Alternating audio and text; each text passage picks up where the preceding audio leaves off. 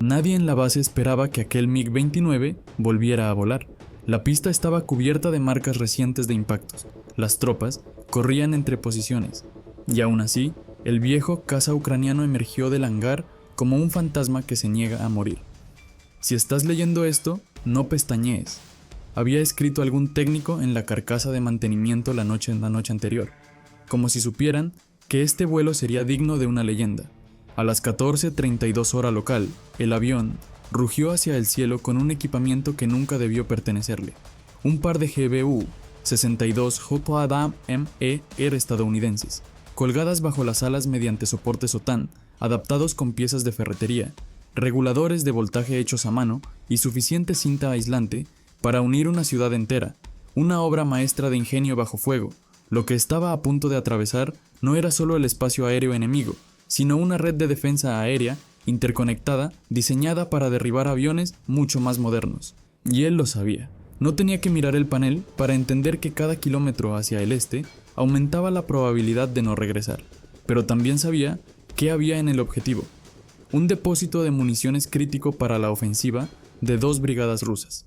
Si ese lugar desaparecía, docenas de unidades en el frente se quedarían sin suministros durante días, quizás semanas. Mientras ascendía a 30.000 pies, el radar del S-400 que había detectado su despegue cambió su tono. Ya no era un pitido espaciado, ahora era un zumbido estable, opresivo, como un dedo señalándolo desde cientos de kilómetros. Eso significaba solo una cosa: lo tenían fijado.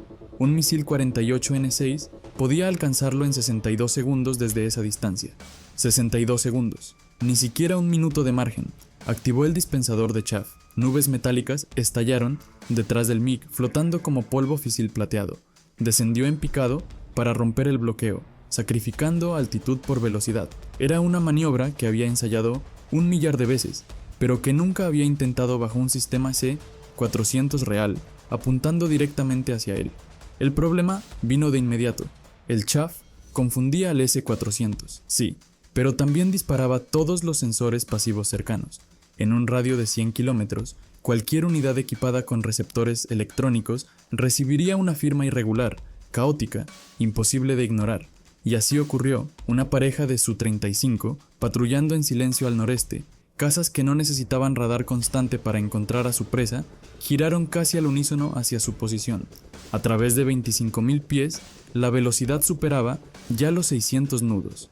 El S-400 perdió la fijación entre el cambio de altitud y la nube de contramedida, un alivio fugaz, porque mientras su sistema respiraba, su RWR detectó otro radar, el Buk M3, más cercano, más rápido, más letal a esas altitudes, y él acababa de entrar justo en el centro de su zona de impacto, entre 15.000 y 30.000 pies, a diferencia del S-400, que calculaba trayectorias complejas y necesitaba segundos preciosos para lanzar.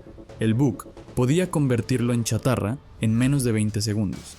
Tenía que iniciar la secuencia de prealineación GPS para las JDAM-R. Sin esa fijación satelital completa, la bomba podría caer kilómetros fuera del objetivo. Se estabilizó a 20.000 pies y voló recto durante 15 segundos cruciales. Un acto suicida cuando sabes que medio teatro de operaciones está apuntándote. Las barras de progreso avanzaban: 40%, 60%, 80%. A su derecha, un punto en el radar crecía rápidamente. El primer Su-35 había entrado al combate. 60 kilómetros, Mach 1.4. El tiempo hasta que el ruso entrara en rango de lanzamiento era de 3 minutos, quizá menos. La alineación GPS finalizó justo cuando su sistema de aproximación detectó el radar del Su-35, pasando a modo de seguimiento directo. Actuó sin pensar, brusco giro en S, inversión de trayectoria, sacudiendo al MiG para que el sistema enemigo perdiera su solución de tiro. Pero esa maniobra, tan efectiva como costosa, devoró combustible. Miró el indicador, 200 kilos por encima del consumo esperado. Si seguía así, tendría que elegir entre completar la misión o tener combustible para regresar. Él, Su-35, no lo presionaba. No se acercaba con agresividad, era paciente, inteligente. Estaba calculando un vector de intercepción que colocaría al MiG entre él y una batería S-400 cercana. Era la clásica técnica de martillo y yunque, El caza empuja, el SAM aplasta. Un perro pastor guiando a su presa hacia una cerca electrificada, pero aunque la situación empeoraba, el objetivo era demasiado importante como para abortar. En su pantalla aparecieron los últimos datos recibidos por enlace encriptado. Imágenes satelitales mostraban columnas de vehículos moviéndose hacia el depósito. La 39ª Guardia y la 110ª Brigada Motorizada se habían reunido allí, una acumulación de tropas que solo podía significar un avance masivo en preparación. Podía detenerlo, tenía que hacerlo. Sin embargo, en el peor momento posible, el GPS murió, no gradualmente, no intermitentemente. Murió como si hubiera sido arrancado de un solo golpe. La pantalla de navegación se llenó de estática, interferencias rusas inundando todo el espectro. Las Watodam Air cambiaron automáticamente a modo INS, más preciso que una caída balística normal, pero incapaz de garantizar los 3 metros de error máximo necesarios para penetrar un búnker reforzado. Y como si la situación no fuera ya lo bastante mala, los eyectores EMA-12 registraron un error crítico. No lanzarían las bombas sin reiniciar el sistema de armas. Reiniciar significaba 30 segundos sin defensas electrónicas, sin alertas radar, sin contramedidas. 30 segundos ciego y sordo. Pero sin reinicio, la misión moría, y con ella, decenas de soldados en el frente. Activó el reinicio. Las pantallas se apagaron, como si alguien hubiera arrancado la corriente del avión. El silencio electrónico era casi más aterrador que todas las alarmas juntas. Sin interferencia que la cegara, las cámaras térmicas del Panzir cercano detectaron el calor de sus motores con una claridad perfecta, casi poética. El sistema electro-óptico no necesitaba ver radar, solo calor, y él brillaba como una hoguera. 20 segundos después, divisó los misiles antes de que aparecieran sus alertas. 257 E-6 subían hacia él como lanzas de luz contra la bruma vespertina. Sin defensas electrónicas, su única opción era maniobra pura. Tiró de la palanca con fuerza brutal, girando invertido, sintiendo 7G, aplastando su pecho. El MiG entró en un tonel defensivo tan agresivo que la estructura metálica vibró como si fuera a desgarrarse. Eludir los misiles le salvó la vida, pero el consumo de combustible fue devastador, 360 kilos en 40 segundos. Cuando sus sistemas regresaron, los misiles detonaron detrás de él, engañados por el chaff, pero aún así, había más dispositivos rastreando su posición que nunca. Lanzó bengalas, cortinas de luz cayendo como lluvia ardiente. Funcionaron contra algunos sensores, pero generaron un problema mayor. Ahora, emitía potencia intensamente tanto en radar como en infrarrojo. Cualquier sistema en el área podía verlo sin esfuerzo. Aún así, los reguladores improvisados se estabilizaron. Luces verdes, milagro. Hacía solo unos años, integrar armamento estadounidense en cazas soviéticos era material de foros de conspiración. Hoy, era la única razón por la cual aún tenía una oportunidad de completar su misión. Él, Su-35, mantuvo su distancia, dejándole el trabajo duro a las baterías terrestres. Una táctica astuta, dejar que los SAM obligaran al ucraniano a gastar combustible, maniobrar sin descanso, bajar altitud, perder energía. Mientras tanto, el ruso conservaba velocidad, posición y combustible para el golpe final. El MiG se acercaba al punto de lanzamiento, pero su combustible había caído a 2.400 kilogramos, apenas suficiente para volver a casa sin maniobras evasivas. Y lo único que había hecho desde que entró en espacio enemigo eran maniobras evasivas. Los inhibidores debían desactivarse en menos de 4 minutos o el sistema de armas bloquearía la misión automáticamente. Pero justo en ese momento, el Su-35 pasó al ataque. El piloto ruso activó el modo de seguimiento de objetivo único con su radar No-35 y el RBR del MiG emitió el tono que ningún piloto quiere oír, señal de disparo inminente. Un R-77 podía soportar más de 40 G y una vez activado su buscador activo, era inmune a interferencias y bengalas. El piloto ucraniano giró a 90 grados del radar para complicar el seguimiento Doppler del misil, pero la maniobra lo llevó directamente sobre un Toro M2 oculto en silencio electromagnético. En cuanto entró en su zona letal, el sistema se activó. El piloto quedó atrapado entre fuerzas convergentes, un caza detrás y un SAM delante.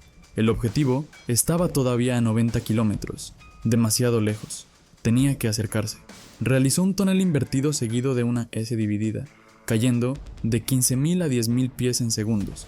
La maniobra redujo drásticamente el alcance planeado de las Hottie-Dam, pero también complicó enormemente la solución de tiro del Su-35.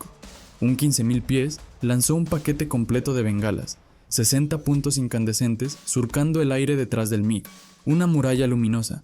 El rastreador óptico quedó cegado, pero el sistema IRST del Su-35, entrenado para ignorar señuelos, se fijó en la fuente real de calor. Ahora tenía todo un seguimiento pasivo, sin radar, sin alerta, sin aviso previo antes del disparo. El piloto activó la cápsula de designación.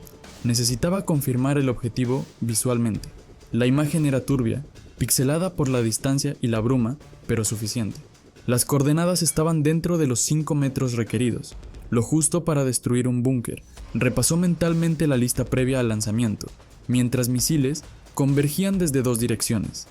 GPS degradado, INS funcionando, espoletas de penetración listas, parámetros marginales, pero aceptables. Y entonces, el Su-35 disparó. Un R-77 se separó del riel y aceleró como un rayo. En su HUD, el tiempo estimado a impacto, 58 segundos. Voló recto durante 3 segundos más. Solo 3. Lo justo para que el sistema del Hottie-Dam refinara la solución de puntería. 3 segundos que podrían costarle la vida, pero que asegurarían el golpe al objetivo. Presionó el disparador. Las bombas se desprendieron de las alas con un estremecimiento. El piloto ruso lanzó 2 misiles más, escalonados, anticipando sus maniobras evasivas.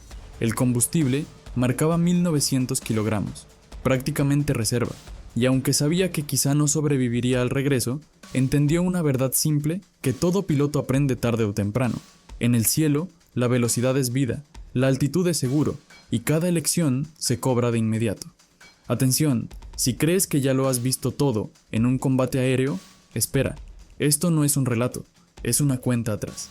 Cada segundo aquí vale más que 1 kilo de combustible. Cada decisión pesa tanto como la estructura del avión que intenta no romperse. Y este piloto está a punto de jugarse la vida en una apuesta que solo puede ganar si llega antes que la muerte. El indicador de combustible parpadea como una sentencia. Tiempo, energía y oportunidad se agotan al mismo ritmo. No hay margen para errores. Faltan 70 kilómetros para el punto de lanzamiento. Un R-77 viene cerrando distancia desde atrás y, desde abajo, 2 misiles de reconocimiento trepan como agujas buscando sangre. En 5 segundos deberá decidir: arriesgarse con un ataque directo, confiando en la velocidad y las contramedidas, o abortar y aceptar un regreso casi imposible con el depósito vacío. Activa la postcombustión. El MiG baja el morro 10 grados y se lanza hacia el objetivo mientras amenazas convergen desde 3 ángulos distintos. El R-77 entra en modo activo. Su radar propio ya ha tomado el control del guiado. No hay forma de ocultarse. El misil lo tiene marcado. Llega la hora. Aprieta el botón de lanzamiento exactamente a las 14:47. Nada. El primer Hottie-Dam se queda preso del pilón como si el avión mismo se negara a soltarlo. Un fallo eléctrico, un bloqueo mecánico, una combinación miserable de mala suerte. Los misiles enemigos siguen acercándose y la cabina vibra con cada maniobra defensiva. Golpea de nuevo el control de liberación, una y otra vez, mientras la fuerza G comprime su visión en un túnel gris. El R-77 realiza maniobras letales, virajes tan cerrados que destruirían a cualquier avión tripulado. 10 segundos. Los misiles que vienen desde abajo superan los 2 kilómetros de ascenso y activan sus espoletas de proximidad. 5 segundos. El Hottie-Dam debería estar planeando hacia el objetivo, pero sigue ahí, colgando. Ya no hay tiempo, anulación manual. Tira de la palanca de emergencia. El mecanismo finalmente cede. La primera, Hottie-Dam, cae libre, abre sus alas y entra en modo planeo. Aunque el lanzamiento en pleno giro de 7G provoca un descontrol momentáneo, el GPS lucha por recuperar señal entre las rotaciones. La segunda bomba se libera sin complicaciones. Por fin, ambas armas vuelan autónomas, procesan datos y corrigen sus trayectos hacia las coordenadas situadas ahora a 60 kilómetros. El impacto llega, la espoleta del R-77 calcula el patrón de fragmentación y detona. La metralla destroza la cola del MiG, líneas hidráulicas perforadas, cables de control severamente dañados. El avión se tambalea como un animal herido pero no cae. Se precipita hacia la cubierta terrestre y, rozando la vegetación, logra perder a los misiles restantes, pero escapar no significa sobrevivir. Ahora debe atravesar una zona protegida por cañones antiaéreos Sheila, 4 tubos de 23 milímetros por unidad, guiados por radar, escupiendo fuego. Vuela demasiado bajo para esquivarlos y demasiado dañado para ascender. El combustible cae por debajo de lo razonable. Cada metro que avanza es una victoria. Mientras él lucha por sostener el avión, los Hukobon continúan su aproximación silenciosa.